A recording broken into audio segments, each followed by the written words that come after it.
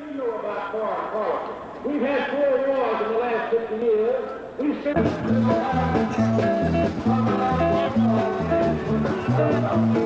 They'll wind up showing a few hecklers on the television.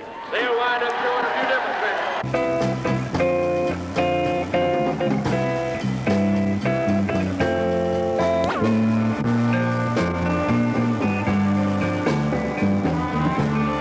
Ladies and gentlemen, at this time, it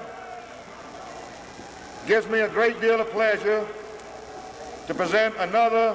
To remind you, in order to prove to you that some people write and talk about things they don't know, here is a check from the Wallace campaign for president headquarters from National Bank of Montgomery, in the amount of $1,713.53 that pays totally for these platforms, for the labor, for the material, and all that is involved.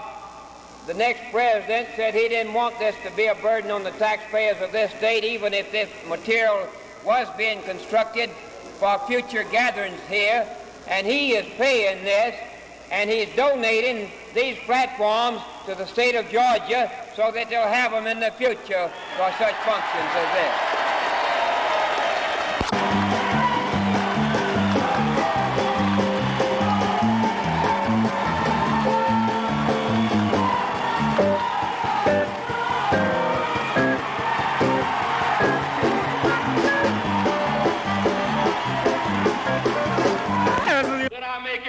Mississippi. I make the same speech in Philadelphia. And let me say to you about the Republicans who have come to your state and said we want to defeat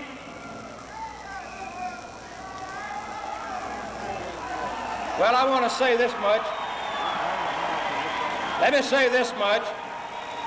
Any of you anarchists in Georgia or California, wherever you happen to be, you better have your day now, because after November 5th, you are through in this country, I get it.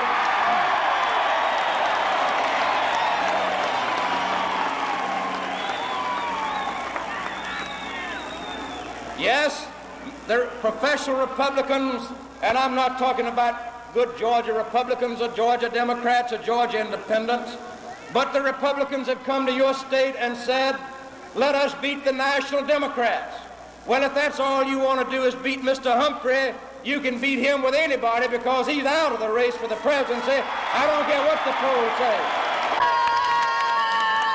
say. You cannot show me one good thing that the Republican Party has done for Georgians other than put discriminatory freight rates on us and Pittsburgh Plus and high tariffs in the days when that adversely affected us.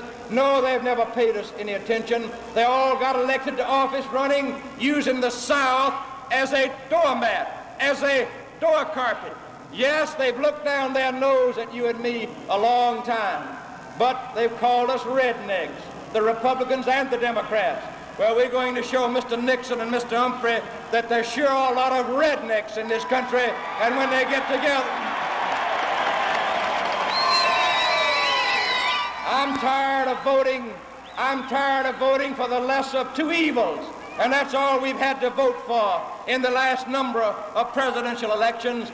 But you now have the opportunity to show the nation, as they've shown in Detroit and Chicago and in Madison Square Garden, that it doesn't make any difference where you are from, it's what you stand for.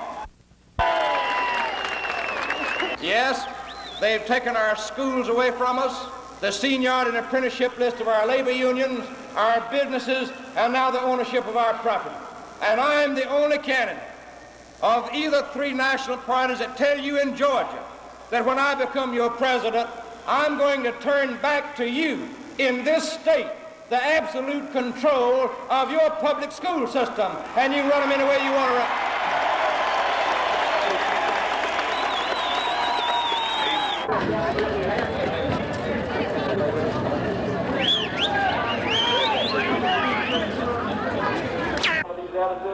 But when the editors didn't matter, please would.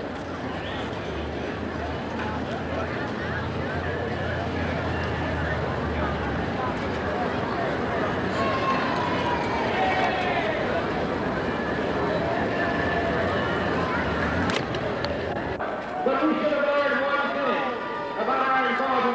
on stage. In Atlanta. I ain't made up my mind.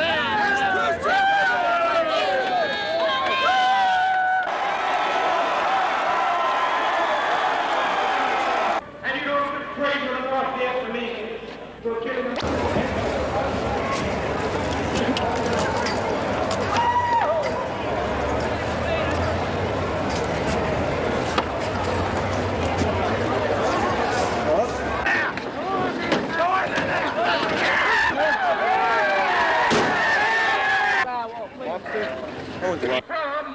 It's what you stand for, to take away money from the...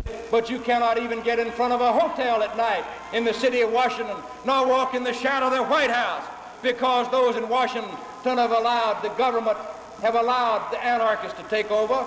And Mr. Nixon and Mr. Humphrey tells you all the good things they're going to do. They've been spending your money. They've been raising your taxes. Why haven't they done all these good things while they were in office? Mr. Nixon's been vice president 8 years. He was in the Congress. Mr. Humphrey was in vice president 4 years, and the majority lead in the Senate, and all of a sudden they have solutions to our problems now. Why didn't they have the solution to the problems when they were serving in high public office? They didn't have them then.